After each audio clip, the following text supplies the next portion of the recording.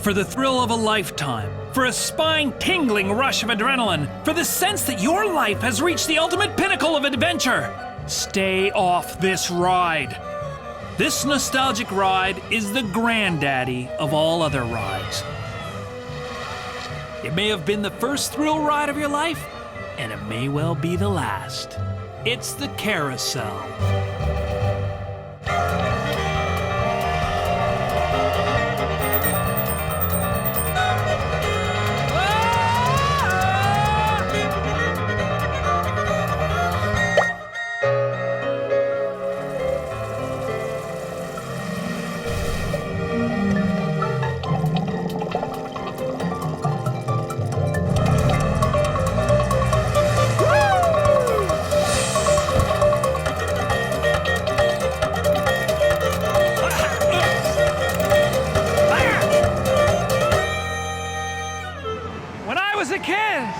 Nothing was more magical than a trip to the amusement park. The taste of the cotton candy, the smell of the sawdust, the colored lights, the screams of joy. And above all, the carousel. I remember waiting in line for the ride, looking at all the animals spinning by. I always knew which horse was for me alone. And when it was my turn, I ran to that special animal just as fast as I could. I don't think so, buddy. This is my horse. Jack! Hey, come on, kid. Get up! Will you go? Get off me! Start the ride! The spinning and up and down motion of the carousel may seem pretty simple to some of you high-flying, daredeviling, thrill-seeking amusement park goers, but I say its simplicity makes it cool. So where did the idea of putting people on little wooden horses and driving them around in circles come from? Well, 1,000 years ago, Arabians and Turks played a game in which they had to catch a perfume-filled clay ball while riding on horseback. If they let the ball fall, it broke, and its scent revealed their ignoble defeat. Achoo! Spanish crusaders brought the game back to Europe, where it was called Carousel, or Little War. French riders had to spear little gold rings with their lances while riding at full speed. Ow! Thankfully, in 1680, someone came up with the brilliant idea of eliminating the horse altogether. They simply had their servants tie a legless, thankfully wooden horse to ropes and push it back and forth, and back and forth. Roundabouts, tourneos, whirligigs, spinning jinnies, merry-go-rounds, whatever you call them, your basic carousel was turned by a horse, a mule, or a human being. Sometimes the children who couldn't afford the halfpenny for the ride would push it in exchange for a free ride. Ah, the good old days.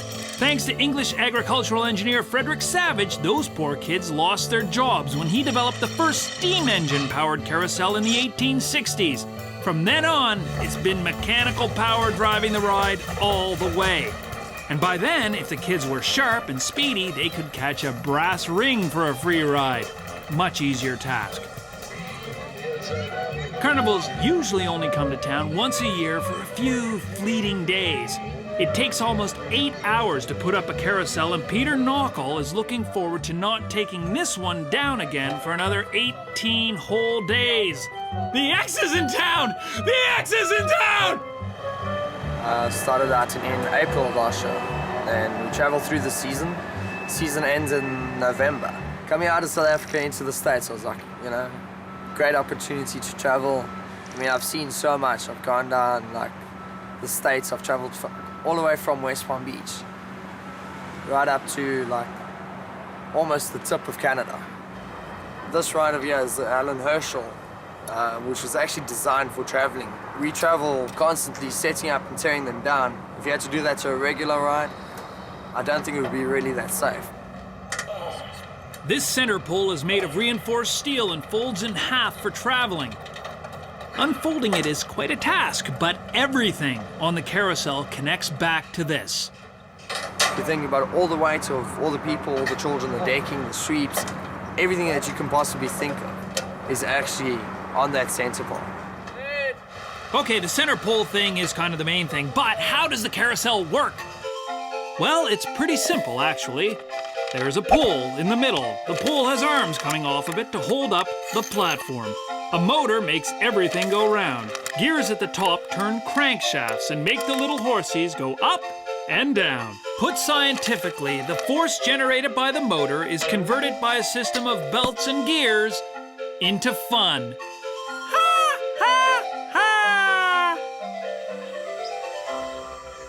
One place there's always oodles of fun is the Centerville Carousel. It was made in 1908 and it's the only operating Denzel carousel in Canada. Sure, it's got your standard wooden horses, but it also has reindeer and rabbits and cats, and my favorite, piggies. How fast does it go?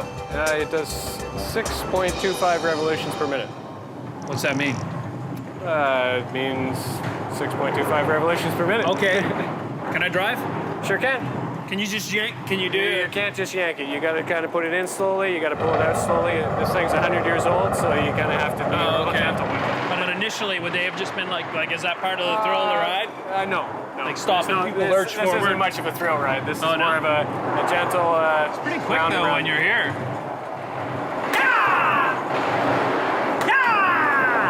Get on! Where's the pig? Oh, there he is. So, sorry. Okay, here we go.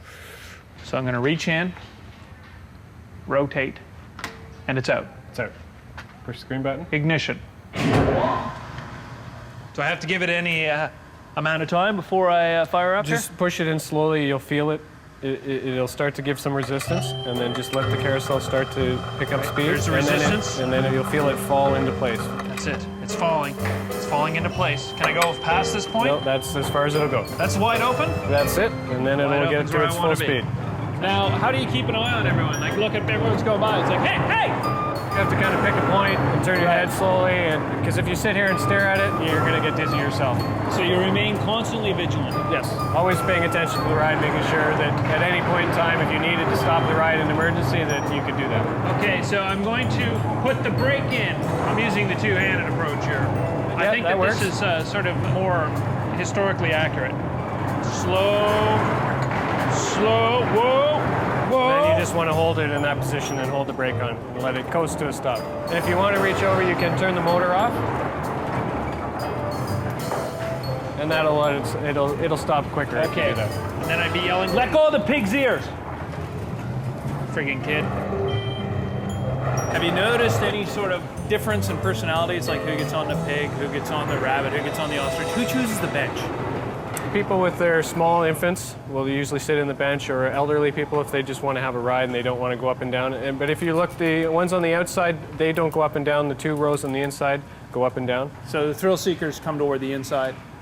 They would think so because Right. it moves up and down, but you actually move faster. You On the feel like you're outside. moving faster on the outside. A lot of people like the ostriches. They go up higher, a little bit higher than the rest. They're a little bit bigger. So those would be like the sort of type A people? Type the thrill so seekers. No, you've, Yeah. you've studied this. Yes, of course. This is it's sort of a great, it's the great sifter of society, I think, the carousel. Yes, for sure.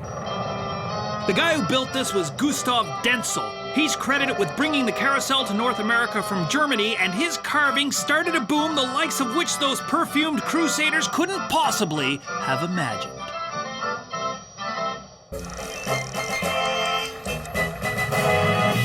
Riding on a carousel has gone from just sitting and spinning to rocking and spinning, and finally to galloping and spinning. And before modern safety standards, they went really, really fast. All of these developments helped make the carousel one of the most popular rides in amusement parks. And the place where it really all began was Coney Island. One time there were 35 carousels within a 10-block radius. There weren't just rides here, they were all built, designed, manufactured, and tested within a block of where we are today. It attracted a lot of people who were tinkerers and inventors. You had William Mangles, who had a carousel factory. You had artisans and craftsmen like Marcus Ilians, who was considered the best carousel carver in the world. And he was known for a very flamboyant style.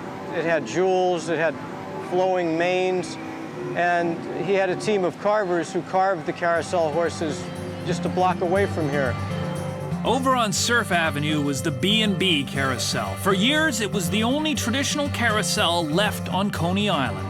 It was a classic carousel in that it had all of the great carvers who were represented. You had Ilians, Carmel, you had Loof horses on there, you had horses from Dreamland. There was no carousel like it. Now it's being restored by the city. It could take a while, but it'll be worth it. After all, there has to be one place left where you can still grab the brass ring for a free ride. There is another place where certain special people can get a free ride. The Totally Kid Carousel in Riverbank Park, New York. Artist Milo Matola designed the carousel from the drawings of school children. Part of my proposal was to do workshops and go to the classrooms or to the park and ask the kids to help me design a carousel. And if I chose their drawings, they would get a $50 savings bond and free rides forever.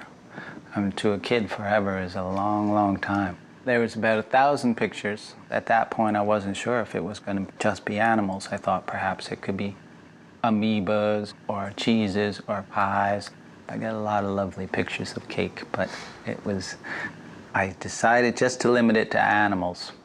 There's one horse on the carousel, and the rest are fanciful. Octopus, lobster, peacock, some bizarre things that nobody even knew what they were.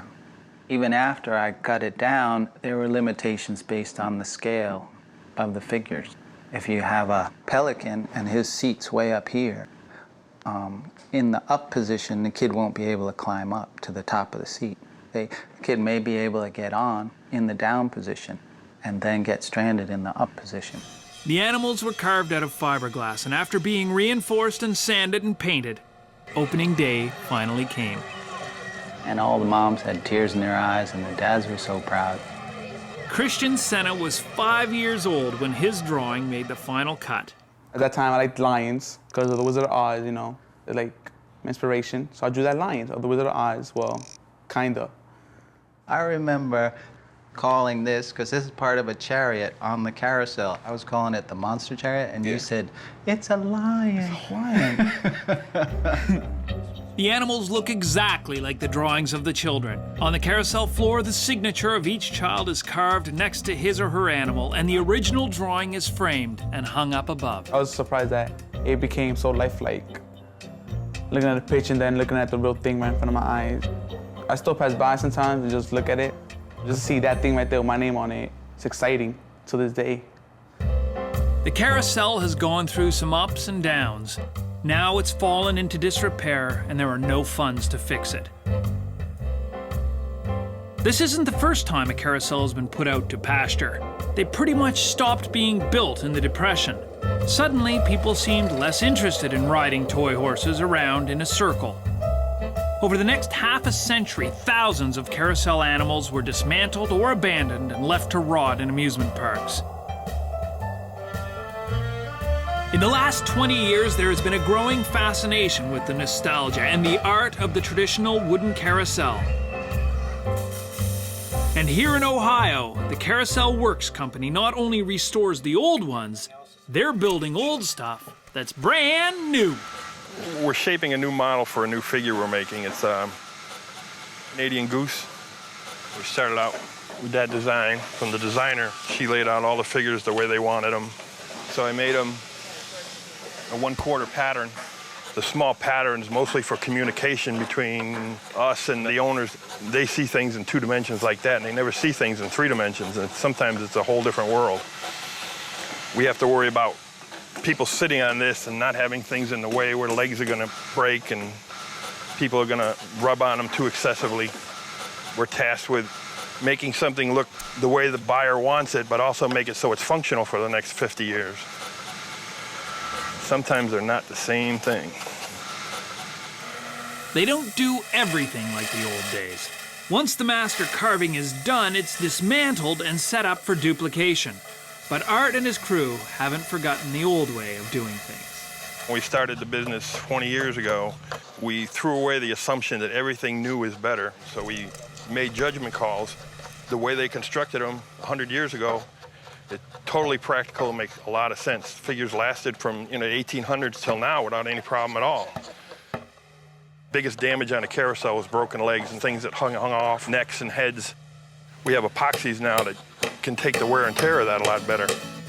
So we pick out the things that are most appropriate for what we're doing. By the time they're finished, the cost will be anywhere from $500,000 to almost $1 million, depending on the number of animals. These modern carousels will go everywhere, from small towns in North America to shopping malls in Korea and Brazil.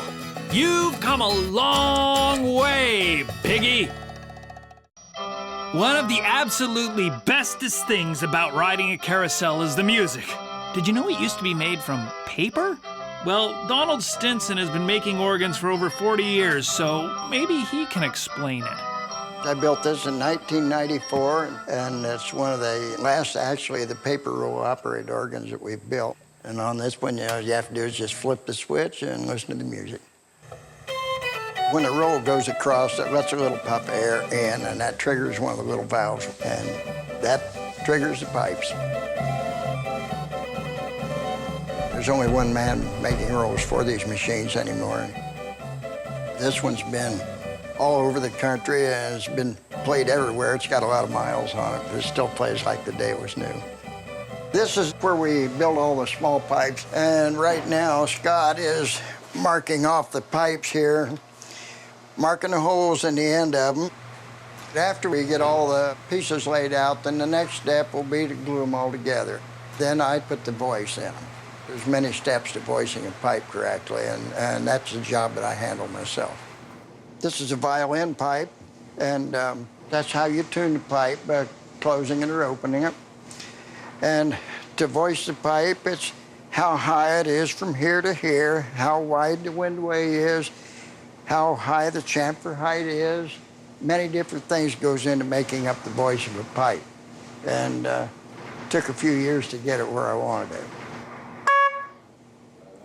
After the pipes are voiced, they're painted and varnished, and then the structure of the organ is built.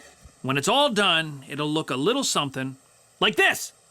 We call this a band organ because it has a different voices of the band, with a few exceptions. It has the trumpets, and you have piccolos, you have the violin pipes, which is the backbone of a band organ, even though they're not in a band. This organ runs on an electronic MIDI system.